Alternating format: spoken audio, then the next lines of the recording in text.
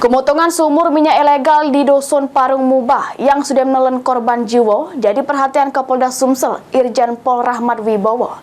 Di mana Jenderal Bintang 2 polisi ini ngingat ke penambang minyak ilegal supaya tidak melakukan aktivitasnya. Ngambil mobil Pajero Fortune.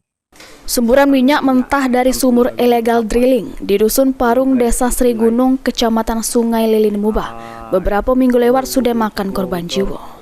Di mana para korban merupakan warga yang lagi ngambek tumpahan minyak di lokasi semburan sumur guna ke perahu ketek. Atas kejadian ini, Kapolda Sumsel ngingat ke sama para penambang untuk tidak melakukan aktivitas tersebut karena melanggar undang-undang sama ngancam keselamatan para pelakunya. Padahal aparat nggak dapat apa-apa di sini, ya. Jadi kita harus saling bantu.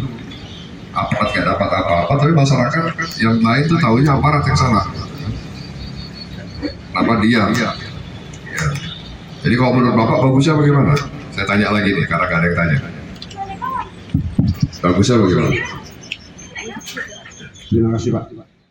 Sebelumnya, pada kunjungan tanggal 16 Mei 2024 lewat, Kapolda Sumsel ngingat ke penambang minyak ilegal supaya tidak menerus ke aktivitas tersebut karena proses legalisasi masih juru pengajuan ke pemerintah pusat.